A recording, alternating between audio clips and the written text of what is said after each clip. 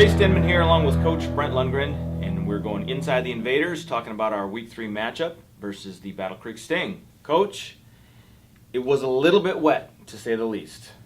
Yeah, no kidding. It rained the whole way down, the whole way there, and the whole way back. So it was a wet day. There's no question about that. We had our rain gear on. You looked like you were hunting. I looked like I needed to be visible from a mile away with my blue and yellow on, but the goal was to stay dry. Unfortunately, the footballs didn't exactly stay dry, but got things going early in that first quarter. First drive for the Sting, we sacked them on the first play of the game. I believe it was the second, maybe the third play of the game. Interception, return for a touchdown. That kind of set the tone for the day that the Fargo Invaders defense was going to be in control throughout this game. Well, we knew going into it, if it was going to be a rainy day, the advantage would be to us as a team. We didn't want a rainy day because we wanted a nice field to throw and run and do what we do best.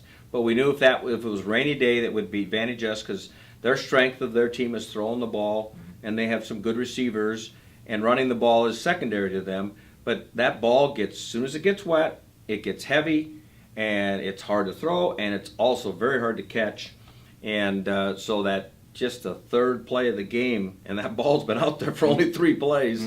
And all of a sudden, he overthrew it. I think the receiver might have tipped it or something, and Josh Gatlin picked it off and got the pick six. And we told the defense that, we need you to score, and it was going to be a defensive game, and that our defense should dominate the game, and obviously they did. Yeah, it seemed as though the defensive line for the Fargo Invaders got really, really acquainted with their quarterback this Saturday.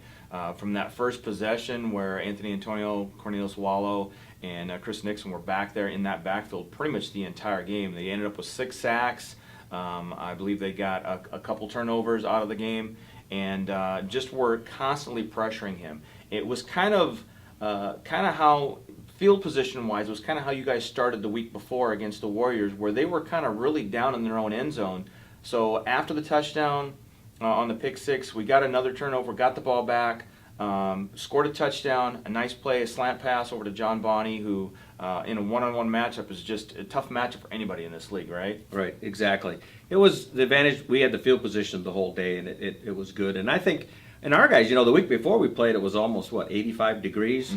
And this time it was cooler, and so I'm thinking guys that are playing defensive line or offensive line probably thought, these are good conditions to play in. I don't have to touch the ball. I just got to try to beat my guy.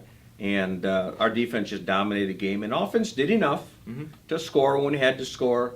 It wasn't a very highly productive offensive day, but in this kind of weather that we had to play in, you don't really expect it to be either. So you get that touchdown, little bobble on the snap and the extra point, 13-0. The Sting get the ball back again. That next possession for them, I believe that's when Chris Nixon got into the end, got the quarterback down in the end zone for a safety. 15-0 end of the first quarter. Things are rolling. From that point forward, like you said, the ball got awfully wet. Things kind of slowed down a little bit.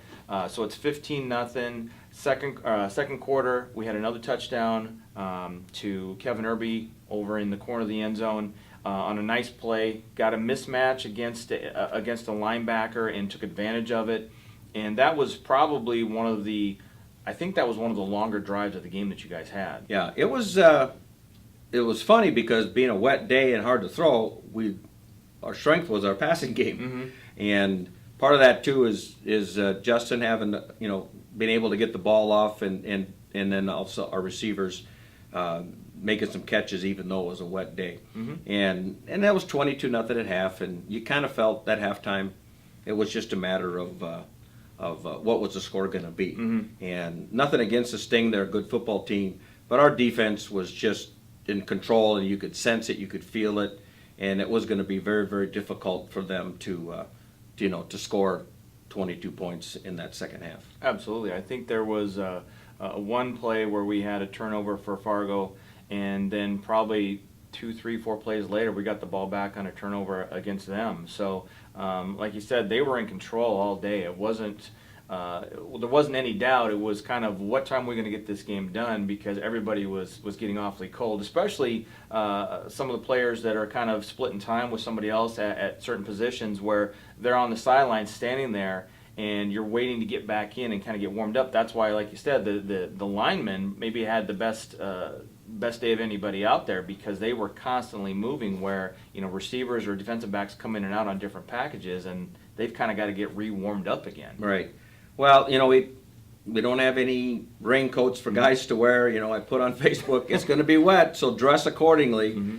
And then the gal that does the grounds, that was a great facility, the Eastridge High School. I mean, wow, it was almost like a college campus. And it was a pretty long walk from the locker room to the game field. And then in the end zone, I was kind of walking around before the game and saw, well, here's a nice little spot for halftime. We could all come in and kind of warm up. And the gal said, no, that's for the home team. You go under the bleachers. And I'm like, wow, okay, so we go. I told the guys, well, we're going under the bleachers. Well, then by the time we got done, I looked, half of them already left. And I think they went all the way back to the locker room just to warm up. Some of them even went and sat on the bus. Yep.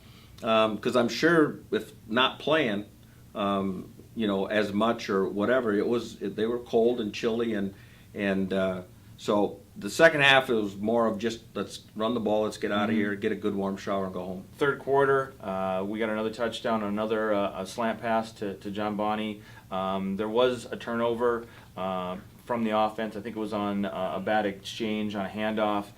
Set the Sting up in position to score, and a couple plays later, I think it might have been a miscommunication or something on that play. Guy catches the pass over the middle and gets the Sting's only score of the game. Even at that point, a 22-point lead, still not a lot of concern on the Invaders' part as far as worrying about the outcome of the game. You got some guys some extra playing time in the fourth quarter, I believe. You got some second stringers and whatnot, a chance to get some playing time against the Sting. Yeah. Well, our goal is to win the game. It's not so much about how much we win by.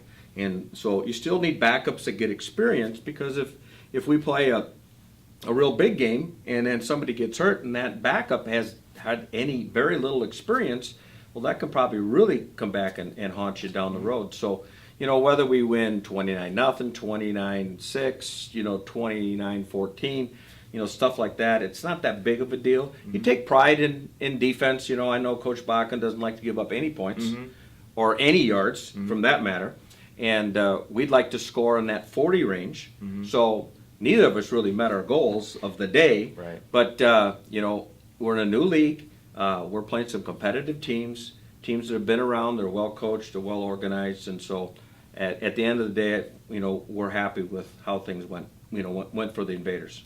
When it comes on kind of a normal injury front, we didn't have any injuries this week, I believe, and right now we're still without Micah Arnold, who's out with a broken bone in his leg, a hairline fracture. Is that the only injury concerns we have on the team right now? Yeah, at this point, it's Micah's the only one, and Micah's a coach. He and I have coached at West Fargo together for a number of years, and so he was the one to go up in the box, and so he went up in the box and probably, I think the touchdown plays, I know he'll say he called all the plays, and he's probably right. He called the play, and I just relayed it to our players to call that play, because he's got a better view.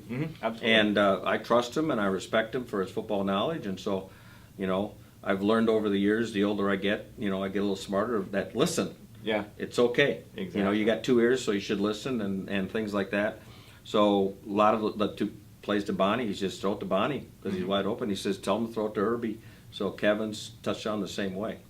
So it's nice to have Micah. We'd love him to have him on the field, but at the same token, he's hurt. We put him in the box. It helps us, and in that fashion, and then just gets another player in the game. So this week, no game. We get a bye week. Got a couple weeks off before the next game, and we'll be back at it. Next game will be down in St. Paul. Absolutely. All right, so that's all for this week on Inside the Invaders. So we'll talk to you next time. Yeah, you betcha. Bye.